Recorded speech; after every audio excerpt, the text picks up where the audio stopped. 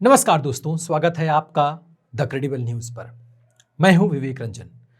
IPS पूरन कुमार मामले में भाजपा सरकार लगातार घिरती नजर आ रही है और घिरनी भी चाहिए। जिस तरीके से देश और भाजपा शासित प्रदेशों में पिछले एक दशक से दलितों पर अत्याचार के मामले बढ़े हैं, उससे तो यही पिक्चर साफ होती है कि भाजपा का दलित प्रेम महज एक दिखावा है, बाकी कुछ नहीं। बाबा साहब के जन्मदिवस पर लाखों करोड़ों बहुजन समाज के लोग बस डीजे पर डांस करते रहे और अपने हक अधिकारों को भूलकर उत्सव मनाते रहे। भाजपा यही तो चाहती है। जिस तरह से आईपीएस पूरन कुमार ने अपने सुसाइड नोट में जातिगत भेदभाव और प्रशासनिक प्रताड़ना की बात कही है, इससे यह बात साफ हो जाती है कि दलितों को भाजपा सरकार और उनके लोग ऊंचे पदों पर दलितों को बैठे नहीं देखना चाहते हैं। अब तो ऐसा माना जा सकता है कि भाजपा दलित नेताओं से भी अपना प्रचार करवाने में जुट गई है।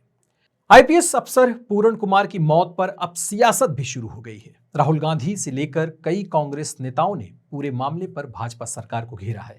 राहुल गांधी के ट्वीट के बाद अब दिल्ली के पूर्व सीएम और आप नेता अरविंद केजरीवाल ने भी भाजपा पर निशाना साधा है। केजरीवाल ने लिखा कि हरियाणा के दलित आईपीएस अफसर पूरन कुमार जी को अपनी जाति को लेकर इतना उत्पीड़न झेलना पड़ा कि उन्होंने आत्महत्या कर ली। दोषी लोगों को भी जल्द से जल्द सख्त से सख्त सजा मिलनी चाहिए। देश के मुख्य न्यायाधीश पर जूता फेंका गया तो इनके ट्रोल सोशल मीडिया पर दलितों को बेइज्जत कर रहे हैं। बाबा साहब आंबेडकर तक को गाली दे रहे हैं। आज भारत में ये लोग कहां से लाए गए? कांग्रेस नेता सुरेंद्र राजपूत ने मायावती के भाषण को लेकर कहा कि ऐसा लगता है कि जैसे मायावती जी का भाषण अमित शाह के ऑफिस से लिख कर आया था। सुनिए उन्होंने क्या कुछ कहा है। देखिए, कल बसपा की रैली थी या भाजपा की रैली थी, ये तो जनता को डिसाइड करना है। जिस तरीके से उन्होंने वक्तव्य पढ़ा, वो तो ऐसा लग रहा था अमित शाह जी के ऑफिस से या योगी जी के ऑफिस से आया हुआ था। 2017 से पहले के बातों को मायावती जी याद दिला रही थी। अगर उन बातों से उतनी ही पीड़ा मायावती जी को थी तो 2017 में उन्होंने 2019 में उन्होंने जो है काहे को गठबंधन किया समाजवादी पार्टी से, ये बताएं मायावती जी। अगर आपको इतनी पीड़ा थी, क्या आप अपने बहुजन मिशन के कार्यकर्ताओं को मूर्ख समझती है? कल बहुजन मिशन का कार्यकर्ता बहुत निराश था। जिस तरीके से उन्होंने भारतीय जनता पार्टी का आभार व्यक्त किया, उससे स्पष्ट हो गया है कि ये रैली बहुजन समाज पार्टी और भारतीय जनता पार्टी की संयुक्त रैली थी। ये बहुजन मिशन की कोई रैली नहीं थी। बहुजन मिशन का कार्यकर्ता अब नल, नील, कोल, भील, पिछड़ा, दलित, आदिवासी, नौजवान, महिला और किसान सब लोग इंडिया गठबंधन की तरफ आ रहे हैं। और मायावती जी का स्पष्ट हो गया है कि वो भारतीय जनता पार्टी की बी ही टीम नहीं, शायद उन्होंने भारतीय जनता पार्टी में ही अपने आप को मर्ज कर लिया है। संविधान विरोधी ताकतों के साथ हो गई हैं, आरक्षण विरोधी ताकतों के साथ हो गई हैं, गरीब विरोधी ताकतों के साथ हो गई हैं। मायावती जी का अस्तित्व अब बहुजन समाज मिशन ने नकार दिया। उधर आप नेता प्रियंका कक्कर ने कहा कि भाजपा जातिवादी मानसिकता के लोगों के साथ खड़ी है। आईपीएस पूरन कुमार के मामले में उन्होंने जो कुछ भी कहा उसे सुनिए। देखिए, बहुत ही अनफॉर्चुनेट इंसिडेंट है कि इतने हाई रैंकिंग ऑफिसर के साथ भी इस तरह की प्रताड़ना हुई। एफआईआर करने में इतनी जद्दोजहद लगी और अरविंद केजरीवाल जी ने भी मांग की है कि दोषियों के ऊपर सख्त से सख्त कार्रवाई हो और सख्त से सख्त सजा मिले। आप देख रहे हैं कि हाल ही में किस तरह का एक पूरा मुहिम चलाई जा रही है भाजपा द्वारा, उनकी अनऑफिशियल ट्रोल आर्मी द्वारा।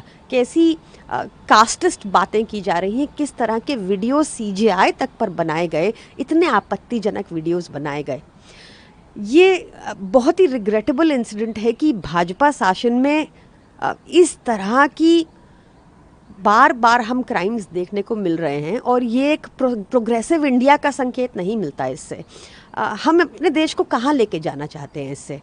आप देखें कि कैसे भाजपा एक तरह से संरक्षण में खड़ी हुई है उन लोगों के जो ऐसी जातिवाचक बातें करते हैं, मीम्स बनाते हैं, वीडियोस डाल रहे हैं।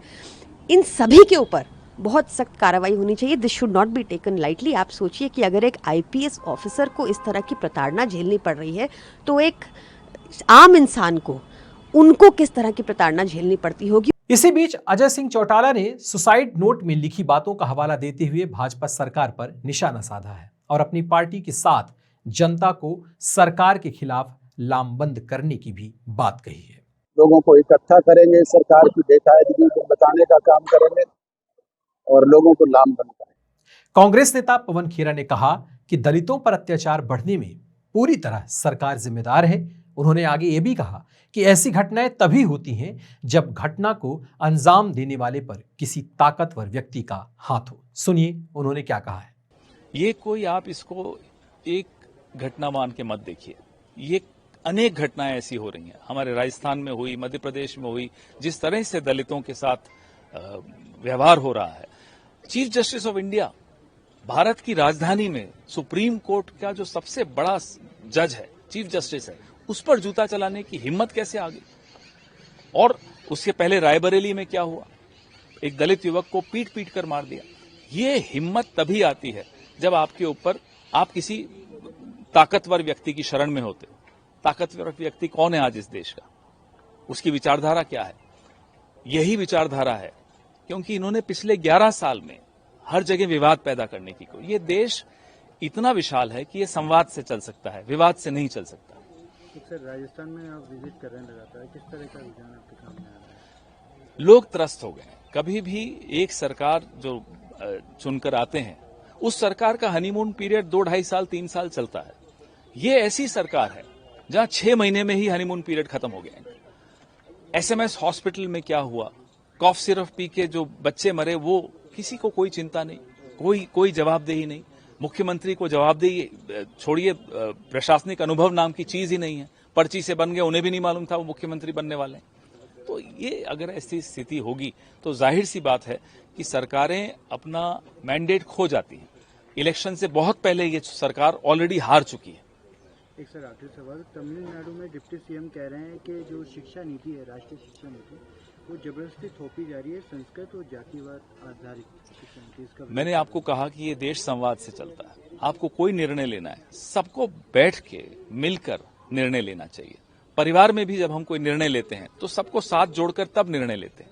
लेकिन नरेंद्र मोदी की सरकार ऐसी है कि साहब देखते हैं कहां विवाद हो सकता है, फिर वहां विवाद करवाना है। कभी भाषा का विवाद, कभी पहनावे का विवाद, कभी भोजन का विवाद, कभी धर्म का विवाद, कभी जाति का विवाद। IPS अधिकारी पूरन कुमार की आत्महत्या को लेकर प्रियंका गांधी का भी ट्वीट आया है। उन्होंने लिखा है, जातीय प्रताड़ना से परेशान होकर हरियाणा के IPS अधिकारी वाई पूरन कुमार जी की आत्महत्या से पूरा देश स्तब्ध है। देश भर में दलितों के खिलाफ जिस तरह अन्याय, अत्याचार और हिंसा का सिलसिला चल रहा है वह भयावह है। पहले रायबरेली में हरिओम वाल्मीकि जी की हत्या, फिर मुख्य न्यायाधीश का अपमान और अब एक वरिष्ठ अधिकारी की आत्महत्या यह साबित करती है कि भाजपा राज दलितों के लिए अभिशाप बन गया है। चाहे कोई आम नागरिक हो या ऊंचे पद पर हो, अगर वह दलित समाज से है तो अन्याय और अमानवीयता उसका पीछा नहीं छोड़ते। जब ऊंचे ओहदे पर बैठे दलितों का यह हाल है तो सोचिए आम दलित समाज किस हालत में जी रहा होगा। प्रियंका गांधी का यह बयान काफी कुछ कहता है और आप भी शायद यही कुछ सोच रहे होंगे। और बातें कितनी भी कर ली जाए कि दलितों की स्थितियां इस देश में सुधर रही हैं या सुधर गई हैं, जो लोग खासकर आरक्षण को लेकर के बात करते हैं कि आरक्षण मिटा दिया जाए, हटा दिया जाए, बीते कुछ दिनों में इस तरह की घटनाएं सामने आई हैं, उससे आपकी क्या राय है? क्या दलितों की स्थितियां बदल गई हैं? क्या पहले जैसा समाज अब नहीं रह गया है, सब कुछ सही हो गया है, समभाव और समरसता स्थापित हो चुकी है? ऐसा बिल्कुल नहीं है। तो आपको इस विषय पर जरूर सोचना चाहिए। देखते रहिए द क्रेडिबल न्यूज। अपनी प्रतिक्रिया हमें जरूर दीजिए। धन्यवाद।